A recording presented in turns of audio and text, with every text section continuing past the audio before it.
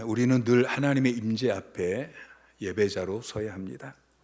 하나님의 임재 앞에 선 거룩한 예배자, 이것이 여러분의 소원이 되시기를 바랍니다. 임재는 첫째는 하나님은 편재하십니다.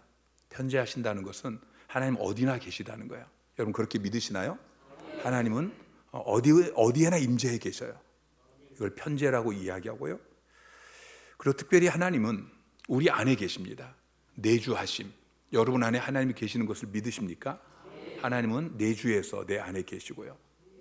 하나님은 어디에나 계시고 내 안에 계시고. 그런데 하나님의 특별하신 임재가 있습니다. 우리는 늘 하나님의 특별한 임재 가운데 들어가기를 사모해야 합니다. 우리가 어떻게 하나님의 특별한 임재 가운데 들어갈 수 있습니까? 예배를 통해서. 우리가 축제 예배, 그리고 또 이렇게 금요 기도회, 또 셀 모임, 또 여러분이 개인적으로 기도하고 그런 시간을 통해서 우리는 하나님의 특별한 임재 가운데 들어가야 합니다. 오늘 본문 말씀은 구원받은 하나님의 백성이 하나님의 특별한 임재 가운데 들어가지 못할 때에 어떤 일이 일어나는지를 우리에게 보여주고 있습니다.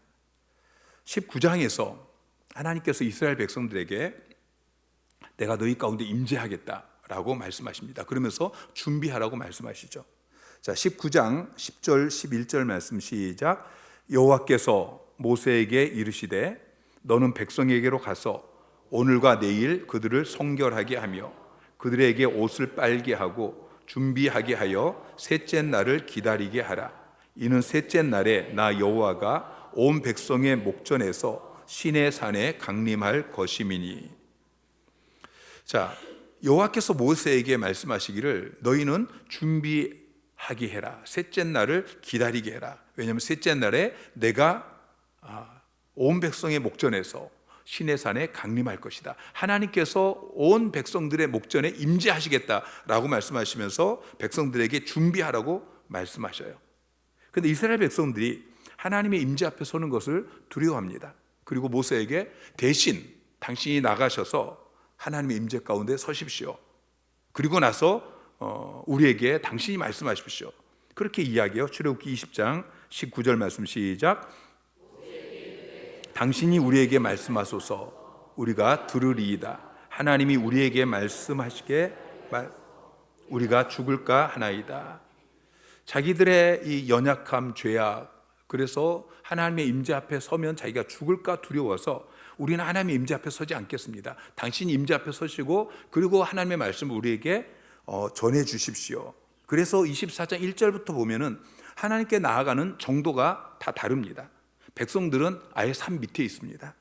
그리고 아론과 나답, 아비후, 그리고 백성의 장로들 70인의 장로들은 산 중간쯤 그렇게 올라갑니다.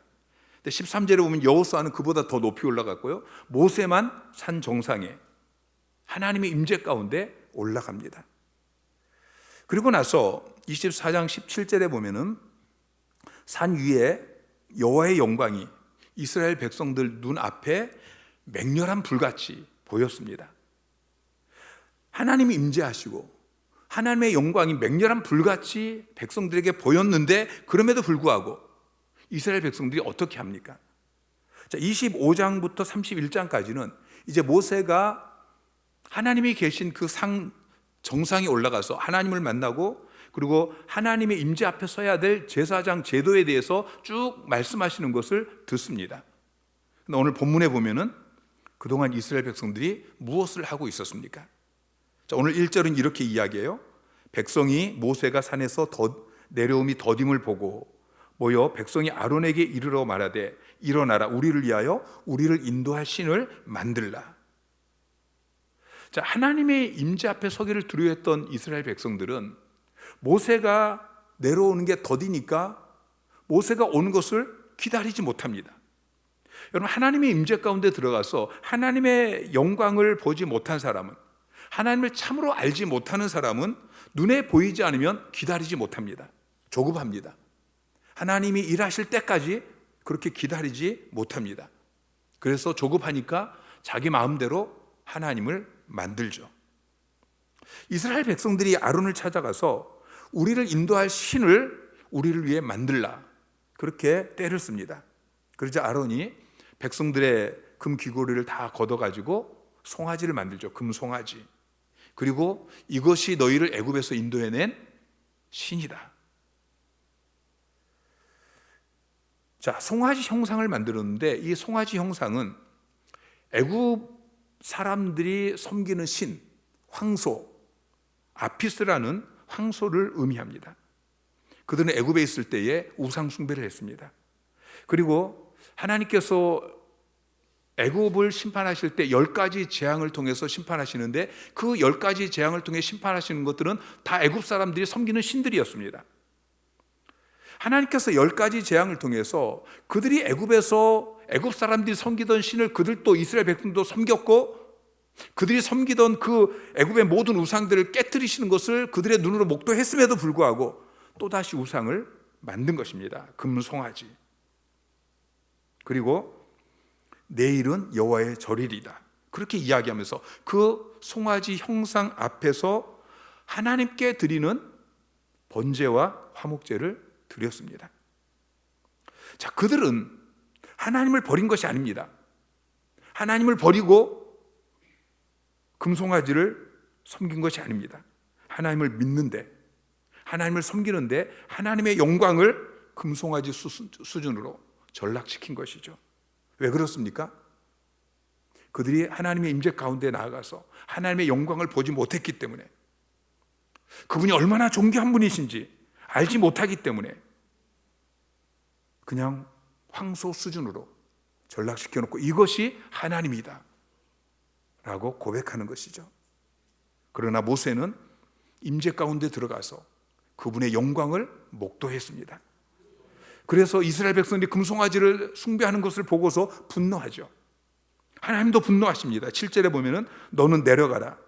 내가 애굽 땅에서 인도해낸 내 백성이 부패하였도다. 하나님의 분노는 불같이 뜨거웠습니다. 하나님께서 이스라엘 백성들을 내 백성이라고 이야기하지 않아요. 내 백성. 모세를 향해서 너의 백성이다. 그리고 그들이 부패했다라고 말씀하시죠. 여러분, 우리는 이런 상황을 이해할 수 없습니다. 어떻게 얼마 전에 하나님께서 10가지 재앙을 통해서 이 황소 우상을 포함해서 이 애굽의 우상들을 진멸하신 하나님, 홍해를 가르신 하나님, 이 하나님의 기적을 경험한 이스라엘 백성들이 어떻게 금송아지를 만들 수 있을까요? 답은 이것입니다. 아론은, 그리고 이스라엘 백성들은 산 위에 올라가지 않았습니다. 그들은 모세처럼 하나님의 임재 가운데 들어가서 하나님의 영광을 목도하지 못했습니다. 그래서 그들이 자라나면서 계속해서 옆에 있는 애굽 사람들, 그리고 자기 조상, 자기 아버지, 자기 할아버지들이 섬기는 그들이 살았던 그 사회에서 보았던 것, 그리고 그들 내면에 있는 것, 그것대로 만든 것이죠. 여러분, 이스라엘 백성들만 그렇습니까? 그렇지 않습니다. 신약 시대에 바울은 이렇게 이야기합니다. 로마서 1장 21절을 보면은 하나님을 알되 하나님을 영화롭게 하지 아니하며 감사하지도 아니하고 오히려 그 생각이 허망하여지며 미련한 마음이 어두워졌나니, 23절에 썩어지지 아니하는 하나님의 영광을 썩어질 사람과 새와 짐승과 기어다니는 동물 모양의 우상으로 바꾸었느니라. 하나님을 알되, 하나님을 아는데 하나님을 제대로 알지 못하는 것입니다. 하나님의 임재 가운데 들어가서 하나님의 영광스러운 모습을 보지 못했다는 거예요. 그냥 들어서 알고 읽어서 알고 하나님을 제대로 알지 못하니까 하나님을 영화롭게 하지 않는 거예요. 하나님의 영광을 썩어질 사람의 모양으로, 새나 짐승이나 기어다니는 동물의 모양으로, 우상으로 바꾸어 놓고 그것이 하나님이라고 섬기고 있다는 것이죠. 우리가 이렇게 말할 수 있어요. 우리는 이스라엘 백성들처럼 금송아지 안 만들었잖아요. 우리는 바울이 말한 것처럼 썩어질 사람과 또 이 버러지 형상의 우상을 안 만들었잖아요. 우리는 그거 안 섬기잖아요.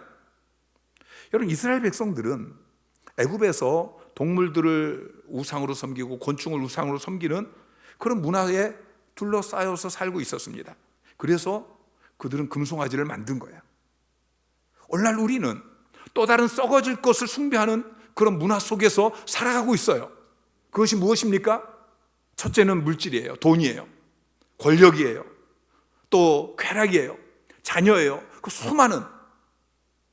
그래서 오늘날 성도들도 역시 하나님의 산에 올라가지 못하고 하나님의 영광을 목도하지 못하고 그리고 둘러싸여서 세상 사람이 섬기는 그 우상을 하나님으로 섬기고 있다는 것이죠. 우상 숭배는 아주 편리한 예배 형태입니다. 우상을 만든 자들에게 자기가 원하는 것, 그들 마음이 추구하는 것, 이것을 줍니다. 그들이 우상을 만든 장본인이기 때문이죠. 그러면서도 더 높은 존재를 예배하고 싶어하는 그 인간의 그 마음도 충족시켜 주는 것입니다. 그들은 금송아지를 그들을 애굽에서 인도해낸 하나님의 형상으로 여겼습니다. 그리고 그 앞에 나가서 화목제를 드리고 번제를 드렸습니다. 예배를 드렸습니다. 그들은 자기 마음대로 예배를 드렸습니다. 출애굽기 32장 25절에 가서 그들을 이렇게 이야기하고 있습니다. 모세가 본즉 백성이 방자하니 이는 아론이 그들을 방자하게 하여 원수에게 조롱거리가 되게 하였습니다. 백성이 방자하니 그들이 방자해서 원수들에게 그들의 원수인 애굽 사람들에게 조롱거리가 되었습니다. 이스라엘 백성들이 자기의 신을 섬기겠다고 여호와를 섬기겠다고 그래서 광야로 나가겠다고 그렇게 이야기하더니 결국 광야에 와서 무엇을 섬기고 있습니까? 애굽 사람들이 섬기는 황소 만들어 놓고 그것을 섬기고 있기 때문인 것이죠. 여러분, 우리가 신앙생활을 제대로 하지 않으면 세상 사람들 우리를 조롱하게 되어집니다. 하나님이 조롱을 받게 되는 것이죠. 너 예수를 믿는다 하더니 너와 내가 다른 게 뭐냐? 그렇게 이야기할 때 여러분, 우리가 할 말이 없는 것입니다. 우리는 세상에 핍박을 받습니다. 신앙생활을 열심히 하면 열심히 한다고 핍박을 받고요. 신앙생활 제대로 하지 않으면 제대로 안 한다고 핍박을 받습니다. 여러분은 어떻게 핍박을 받고 계십니까? 마가복음 10장 30절에 보면은 현세에 있어 집과 형제와 자매와 어머니와 자식과 전토를 100배나 받되 박해를 겸하여 받고 주와 복음을 위해서 그렇게 살아갈 때에 박해를 이 땅에서 받는다라고 이야기하고 있어요. 요한복음 15장 20절에 사람들이 나를 박해하였은즉 너희도 박해할 것이라. 주님이 박해를 당했기 때문에 우리도 박해를 받는다고 이야기하고 있어요. 디모데후서 3장 12절에 보면은 무릇 그리스도 예수 안에서 경건하게 살고자 하는 자는 박해를 받으리라. 그리스도 예수 안에서 경건하게 살고자 하는 자는 박해를 받을 수밖에 없는 것입니다. 이스라엘 백성들이 왜 우상을, 왜 다른 하나님을 만들었을까요? 바울이 고린도 교회 성도들에게 경고한 말씀을 통해서 우리는 해답을 찾을 수 있습니다. 고린도후서 11장 3절 4절 말씀 시작. 뱀이 그 관계로 하와를 미혹한 것 같이 너희 마음이 그리스도를 향하는 진실함과 깨끗함에서 떠나 부패할까 두려워하노라. 만일 누가 가서 너희를 접하지 아니한 다른 예수를 전파하거나 혹은 너희가 받지 아니한 다른 영을 받게 하거나 혹은 너희가 받지 아니한 다른 복음을 받게 할 때에는 너희가 잘 용납하는구나. 자, 고린도 교회 안에 다른 예수를 전하고 다른 영을 전하고 다른 복음을 전하는 사람이 있었어요. 근데 성도들이 그것을 쉽게 받아들이는 것입니다. 왜 그런가? 그 이유를 설명하면서 바울은 하와 이야기를 하고 있습니다. 하와가 왜 선악과를 따먹었죠? 자, 창세기 3장 6절에 보면은 하와가 선악과를 따먹은 이야기를 하고 있어요. 여자가 그 나무를 본즉 먹음직도 하고 보암직도 하고 지혜롭게 할 만큼 탐스럽기도 한 나무인지라. 여자가 그 열매를 따먹고 자기와 함께 있는 남편에게도 주매 그도 먹은지라. 자, 하와가 왜 선악과를 따먹었어요? 그 안에 욕심이 있었어요. 먹음직도 하고 보암직도 하고 지혜롭게 할 만큼 탐스럽기도 한. 내가 저거 먹고 먹음직하고 보암직하고 지혜롭게 할 만큼 탐스러운 이 욕망, 그래서 그것을 따먹고 남편에게도 주었다는 것이죠. 바울이 말하고 있는 것은 너희가 욕심이 있기 때문에 누가 너희에게 너희 욕심에 맞는 예수를 이야기해주고 너희 욕심에 맞는 성령에 대해서 이야기하고 너희 욕심에 맞는 복음에 대해서 이야기하면 그걸 쉽게 받아들인다라고 이야기하고 있는 것입니다. 여러분, 성도의 삶은 둘 중에 한 가지 일이 벌어집니다. 첫째는 내가 예수님의 형상으로 변화되어집니다. 모세는 산에 올라갔습니다. 그리고 40일을 보내면서 그 얼굴에 광채가 났습니다. 29절 말씀을 보면은 모세는 자기가 여호와와 말하였으므로 말미암아 얼굴 피부에 광채가 나나 깨닫지 못하였더라. 35절에 이스라엘 자손이 모세의 얼굴에 광채를 보므로 모세가 여호와께 말하러 들어가기까지 다시 수건으로 자기 얼굴을 가렸더라. 모세는 산에 올라갔고 하나님의 임재 가운데 들어가고, 그러니까 그 얼굴에 광채가 나요. 하나님의 형상으로 변화되어진 거예요. 모세가 얼굴에 광채가 나니까 이스라엘 백성들이 두려워서 가까이 가지 못해요. 그래서 모세가 자기 얼굴을 수건으로 가려야만 백성들이 가까이 올 수 있는. 여러분, 우리가 예수 믿고 구원받은 다음에 하나님의 임재 가운데 들어가는 성도들은, 하나님의 영광을 목도한 성도들은 하나님의 형상으로 점점 변화되어집니다. 근데 그렇지 않으면 예수님이, 내가 예수님으로 변하는 것이 아니고 예수님이 내가 원하는 형상으로 그렇게 변합니다. 내가 믿는 예수를 내가 원하는 형상으로 바꿔놓는다는 거예요. 아론처럼 밑에 남아있으면 내 안에 있는 하나님의 형상이 달라져요. 결국에는 우상을 만들어 놓고 이것이 하나님이다 섬기게 되는 것이죠. 욕심은 우리 인간의 행동의 동기가 되어집니다. 여러분, 우리 인간의 행동은 항상 그 안에 욕심이 행동을 만들어내는 거예요. 여러분의 욕심이 무엇입니까? 조금 전에 찬양할 때 여러분 뜨겁게 찬양했죠. 예수로 사네, 예수와 가네, 그 영광을 보내. 여러분, 그것이 여러분의 욕심이십니까? 예수의 영광, 주님의 영광, 그것을 보는 것이, 정말 여러분 그렇게 뜨겁게 찬양했는데 그것이 여러분 안에 있는 욕심이십니까? 여러분에게 선한 의도가 있을 수 있지만 그것이 여러분의 참된 욕심이 아닐 수 있다는 것을 기억하셔야 돼요. 말로는 세상을 벗어나서 하나님께 나아가고 하나님의 영광을 목도하고 싶다고, 하나님의 임재 가운데 들어가기를 원한다고 그렇게 이야기하지만, 그런데 실제 행위가 따르지 않는 사람들이 너무 많은 것입니다. 그들은 자기의 참 욕심을 잘 모르고 있는 거예요. 야고보서 1장 14절 말씀 시작. 오직 각 사람이 시험을 받는 것은 자기 욕심에 끌려 미혹됨이니. 자, 각 사람이 시험을 받는 것은, 여기서 시험은 유혹이에요. 각 사람이 왜 유혹을 받느냐? 자기 욕심에 끌려서 미혹되기 때문이다. 여러분, 사람이 아무리 선한 의도가 아무리 선할지라도 결국에는 자기 욕심을 따르게 되어지는 것입니다. 사탄은 성도에게 아무것도 억지로 시킬 수 없어요. 단지 유혹할 뿐인 것입니다. 그런데 인간은 욕심이 없는 것에는 유혹을 당하지 않습니다. 누가 여러분에게 살인하라고 이야기하면 여러분 중에 살인할 사람이 없을 것입니다. 왜냐하면 사람을 죽이는 것, 이건 여러분에게 욕심이 아니기 때문이에요. 그런데 이스라엘 백성들처럼 여러분이 구원받기 전에 세상에서 살면서 거기에서 여러분이 만들어진 욕심, 이것을 아직 버리지 않은 성도들이 많이 있습니다. 이것을 버리지 못한 사람들은 세상 일에 쉽게 유혹을 받게 되는 것이죠. 우리는 십자가 아래 그 욕심을 내려놓아야 합니다. 이건 하나님이 대신해 주는 게 아니에요. 그건 주님이 대신해 주는 게 아니에요. 내가 해야 되는 거예요.